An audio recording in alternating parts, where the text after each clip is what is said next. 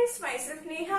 आज का हमारा admission of a new partner का एक नया टॉपिक है जिसका नेम क्या है, when the new partners doesn't bring a share of goodwill premium in cash. इसका मतलब क्या है कि जब भी कोई नया पार्टनर हमारे बिजनेस के अंदर एंटर करता है तो वो जो अपनी गुडविल लेके आता है बिजनेस के अंदर, वो कैश में नहीं लेके आता।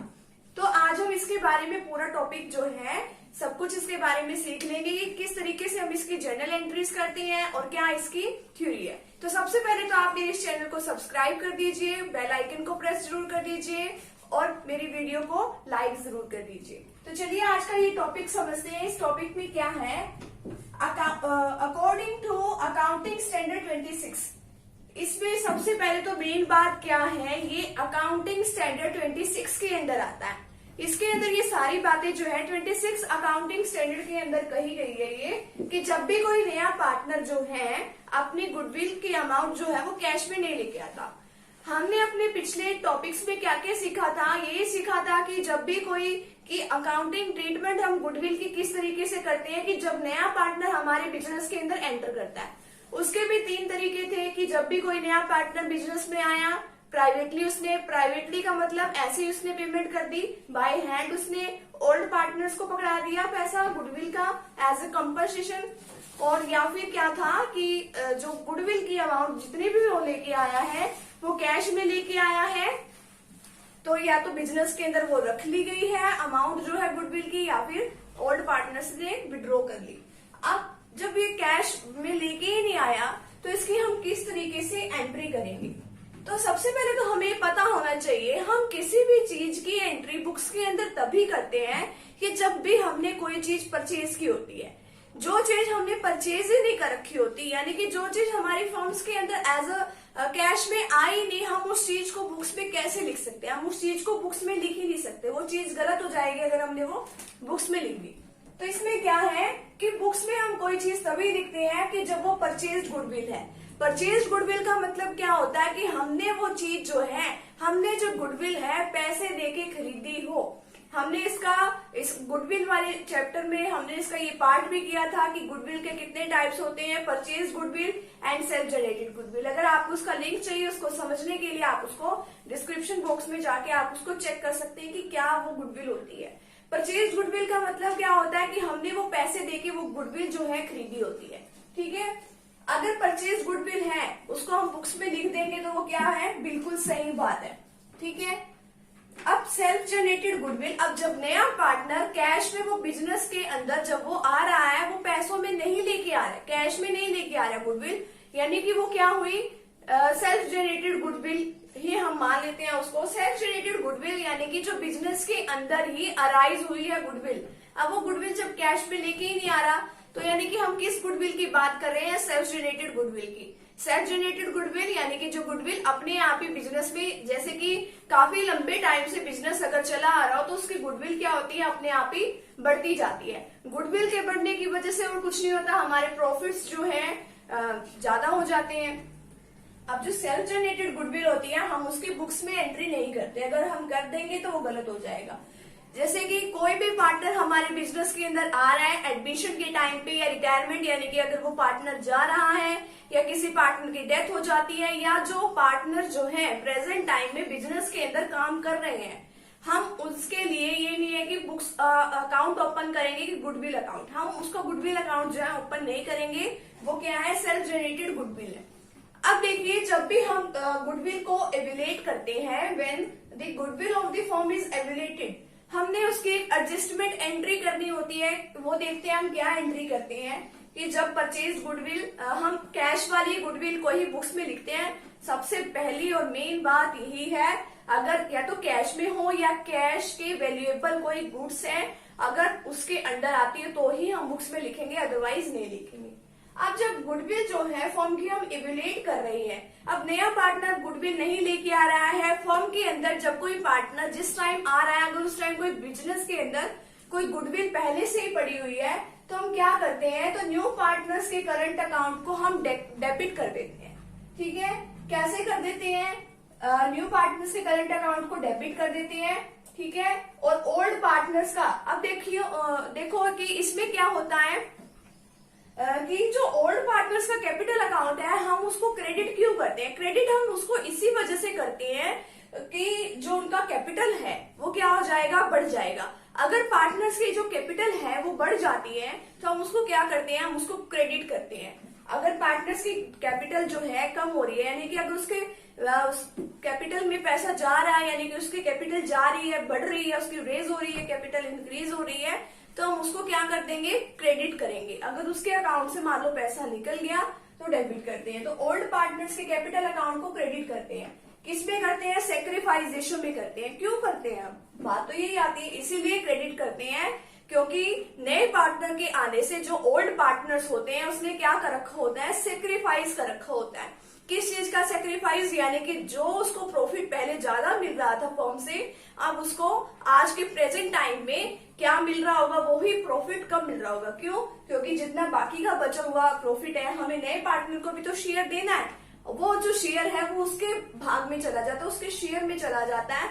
अब पार्टिसिपेट कौन कर रहा है, नया पार्टनर कर रहा है, लेकिन नुकसान तो किसको बियर करना पड़ेगा, हमारे ओल्ड पार्टनर्स को। तो ओल्ड पार्टनर्स फ्री में कोई चीज नहीं देंगे न्यू पार्टनर्स को, उससे क्या ले लेंगे, उसके गुडविल का हिस्सा ले लेंगे उससे। तो सेक्रीफाइस रेशियो में हम उसको क्या कर देंगे, ओल्ड पार्टनर्स के क्रेडिट ले लेंगे। तो इसकी एक ये एडजस्टमेंट हम इस तरीके से करते हैं। इसके साथ ही साथ एक जर्नल एंट्री है, वो क्या है, न्यू पार्टनर के करंट अकाउंट को डेबिट करते हैं और ओल्ड पार्टनर्स के कैपिटल अकाउंट को क्या करते हैं, हम क्रेडिट करते हैं। Current account of new partners debited from his share of goodwill. Current account के, यानी कि जो करंट अकाउंट में उतने से डेबिट करते हैं जितने उसके हिस्से में क्या आती है, गुडविल आती है।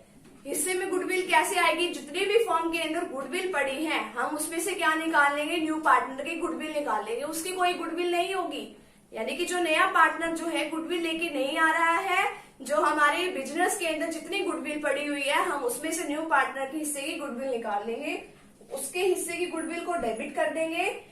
On his admission of and capital account of old partners को क्या कर देंगे, क्रेडिट कर देंगे इन देयर सेक्रीफाइसिंग रेशियो। अब बात ये आती है कि हम उसके न्यू पार्टनर्स के करंट अकाउंट को डेबिट क्यों करते हैं, उसके कैपिटल अकाउंट को डेबिट क्यों नहीं करते। इसी वजह से नहीं करते, उसकी हमने कैपिटल कम नहीं करनी है, इसी वजह से हम उसके करंट अकाउंट को क्या कर देते हैं, डेबिट कर देते हैं। अब इसी चीज को कि किस तरीके से हम इसकी जर्नल एंट्री करते हैं और उसको हम एक प्रैक्टिकल एग्जाम्पल के साथ समझ लेते हैं कि इसका प्रैक्टिकल एग्जाम्पल क्या है। तो चलिए देखते हैं। अब इसमें हम एक एग्जाम्पल की हेल्प से समझ लेते हैं कि हम इसकी किस तरीके से जर्नल एंट्री करते हैं। A and B are partner sharing profits in the ratio of 3:2। अब A और B जो है हमारी फर्म के अंदर पार्टनर हैं, जो कि अपना प्रॉफिट एंड लॉस जो है 3:2 में क्या कर रहे हैं, शेयर कर रहे हैं। दे admit C into partnership with 1/4 share. अब उन्होंने C को अपनी फर्म के अंदर पार्टनर बनाया, कितने शेयर के लिए, 1/4 शेयर के लिए इन फ्यूचर प्रॉफिट्स, यानी कि जब भी फ्यूचर के अंदर प्रॉफिट्स होंगे तो इसको भी, सी को भी 1/4 जो है प्रॉफिट मिलेंगे। The new profit sharing ratio is 5:4:3। New profit sharing ratio कितनी है, इतनी, ठीक है, 5:4:3। अब ये किस लिए दे रखी है, न्यू प्रॉफिट शेयरिंग रेशियो और ओल्ड प्रॉफिट शेयरिंग रेशियो। हम इसकी सेक्रीफाइसिंग रेशियो निकाल सकते हैं। सेक्रीफाइसिंग रेशियो निकालने का हमारे पास फॉर्मूला है old ratio minus new ratio. तो चलिए हम इसकी बाद में बात करते हैं, पहले आगे क्वेश्चन देख लेते हैं। C brings into the business 50,000 for is capital, यानी कि सी जो है बिजनेस के अंदर 50,000 रुपीज जो है लेके आया है, किसके लिए, कैपिटल के लिए। अब जब भी कोई न्यू पार्टनर बिजनेस के अंदर आता है, एक तो वो अपने हिस्से की गुडविल लेके आता है और कैपिटल लेके आता है। अब इस केस में देखिए हमें सिर्फ इतना ही बताया कि वो क्या लेके आया, capital, but for his capital but could not bring any amount for goodwill. लेकिन गुडविल के लिए तो कुछ लेके ही नहीं आया। The firm's goodwill on C's admission, यानी कि सी के एंट्री के टाइम पे, एडमिशन के टाइम पे जो फर्म की गुडविल थी वो कितनी है, 48,000 है। अब 48,000 तो किसकी है, फर्म की गुडविल है। अब फर्म की गुडविल में से किसका हिस्सा निकाल देंगे, हम नए पार्टनर का हिस्सा निकाल देंगे। जितना उसका शेयर आएगा उस शेयर में से हम क्या दे देंगे, अपने ओल्ड पार्टनर्स को सेक्रीफाइसिंग रेशियो में उनका हिस्सा दे देंगे। वो एक एडजस्टमेंट एंट्री हो जाएगी। पास द नेसेसरी जर्नल एंट्रीज, ठीक है। तो इसमें सबसे पहले तो आपको पता ही है कि नई जर्नल एंट्री तो हम करते हैं, न्यू पार्टनर जब भी बिजनेस के अंदर आता है तो वो कैपिटल लेके आता है, तो कैश या बैंक अकाउंट को हम डेबिट कर देंगे। किसकी वजह से? सी के कैपिटल की वजह से, यानी कि सी क्या लेके आया? Capital. To C is capital. ये तो हमारी 3-4 जो जर्नल एंट्री है हर क्वेश्चन में है, वो तो हमें लर्न ही करनी पड़ेगी। जैसे cash account debit to C is capital account, और प्रीमियम फॉर गुडविल अकाउंट को हम क्रेडिट करते हैं। आगे इसी तरीके से हम उसके ओल्ड पार्टनर्स पे ट्रांसफर करते हैं। ये जो 3 एंट्रीज हैं वो तो हमें लर्न करनी ही पड़ेगी। अब bank account debit to C's capital account, amount of capital brought in cash, कितने वो कैपिटल लेके आया है? 50,000 रुपीज। तो 50,000 लेके आया, 50,000, ठीक है। अब value of total goodwill of the firm की कितनी गुडविल है? फर्म की टोटल गुडविल वो है, ये देखिए हमें दे रखी है 48,000। अब 48,000 में से हम किसका शेयर निकाल लेंगे? सी का शेयर निकालेंगे, सी शेयर ऑफ गुडविल। कितना इसका हिस्सा कितना आएगा? देखिए 48,000 में से सी का शेयर कितना है? 1/4 शेयर के लिए आया, 1/4 करेंगे अगर इसका, तो 12,000 किसका है? सी का। तो सी का कितना हिस्सा हुआ? 12,000 रुपीज। अब हमने इसकी थ्योरी में क्या पढ़ा था? जितना इसका हिस्सा आएगा उसमें से जितना भी ओल्ड पार्टनर्स ने सेक्रीफाइस कर रखा होगा हम उसमें क्या दे देंगे? उनकी सेक्रीफाइसिंग रेशो में हम वो जो चीजें, ये जो गुडविल की अमाउंट है हम वो दे देंगे, ठीक है। सेक्रीफाइसिंग रेशो निकालने का बहुत ही सिंपल तरीका है, ये आपको डिस्क्रिप्शन बॉक्स में इसका लिंक भी मिल जाएगा कि क्या सेक्रीफाइसिंग रेशो होती है और कैसे इसको निकालते हैं। Sacrifice ratio, old ratio minus new ratio. Old ratio क्या थी? 3/5 माइनस, ये देखो ये न्यू रेशो क्या है? 5:4:3, तो 5/12। 5/12 कैसे आया? 5 + 4 9, 9 + 3 12। तो इसका एलसीएम लेने के कितना आ जाएगा? 60। आगे इसका एलसीएम लेने के बाद ये आंसर आ जाएगा 11/60। इसी तरीके से बी का सेक्रीफाइस निकाल लेंगे, 2/5 माइनस 4/12, ये कितना आ जाएगा हमारा एलसीएम लेने के बाद? 4/60। तो सेक्रीफाइसिंग रेशो क्या हुई ए और बी की? 11:4। अब 11:4 में क्या होगा? हमने इसकी थ्योरी में क्या पढ़ा था कि जब भी कोई न्यू पार्टनर्स अपने हिस्से की गुडविल अगर वो कैश में नहीं लेके आता, हम उसके करंट अकाउंट को डेबिट कर देते हैं और ओल्ड पार्टनर्स के कैपिटल अकाउंट को क्या कर देते हैं? क्रेडिट कर देते हैं उनके सेक्रीफाइसिंग रेशो के अकॉर्डिंग। तो सी का करंट अकाउंट, देखो सी आया है न्यू पार्टनर, तो सी के करंट अकाउंट को डेबिट कर देंगे और ओल्ड पार्टनर्स कौन कौन से थे? ए और बी। ए के कैपिटल अकाउंट को भी क्रेडिट कर देंगे, बी के कैपिटल अकाउंट को भी।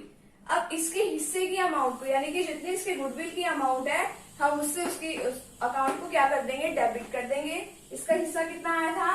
12,000 रुपीज। इन्होंने सेक्रीफाइस कितना किया? 11:4।